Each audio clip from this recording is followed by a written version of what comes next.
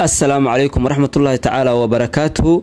وين سلامي دمان أخيارتا ku xiran YouTube-ka macalin cigaal maalmahan waxaan ku guda jirnay inaanu ka sheekayno caadada aadka u halista badan ee dibadhigashada.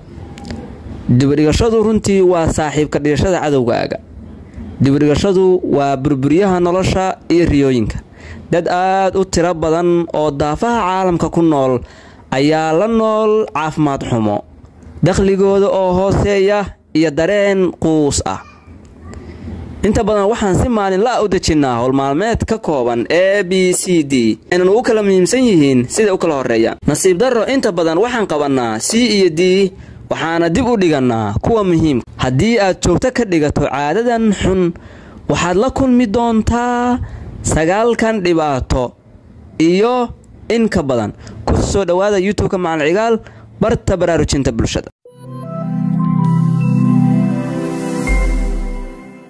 وما سنتنا أخياري سي أن أصي وضعنا موقالكينا وحان سي شرف كل هانتاي كاغا عدسانا يا إنا موقالك اللايك سارتين هدي أدكو عصب تاي channel كنا سبسكرايب ترادين كومنتنا أد نوغو درتين أد باو ما سنتيهين أد وقيب قاداني سين هرمارين تا كانال كان نمبر 1 dibadhigashadu waxay hadafkaaga ka dhigaysaa mid adag oo aan la xaqiijin karin. xaqiijinta hadaf waan ognahay uma sahlana sida ay u sahlan tahay inaad hadaf qorato. xaqiijinta hadafku waxay kaaga baahan tahay hawl adag oo ka caagan dibadhigashada.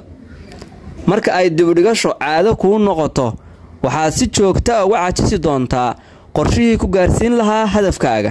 hadafkaaguna wuxuu noqon doonaa mid adag oo aan la xaqiijin karin. 2 dibadhigashadu waxay sababtaa inaad lumiso waqtiga qaaliga ah.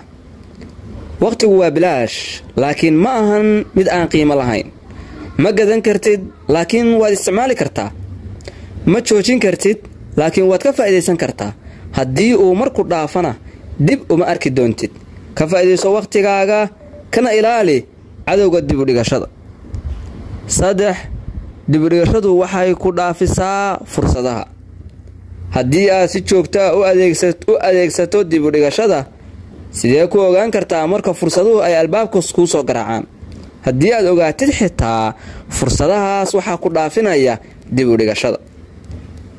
4 dibadhigashadu waxay saameyn xun ku yeelataa caafimaadka maskaxdaada. dibadhigashadu waxay kugu sababi doontaa inaad walwashid markaad aragtid dadkii facaaga ahaa oo mar hore shaqadoodii qabsaday xaqiijiyayna guul wax ku oo. 5 dibadhigashadu waxay saamaysaa dhaqaalahaaga.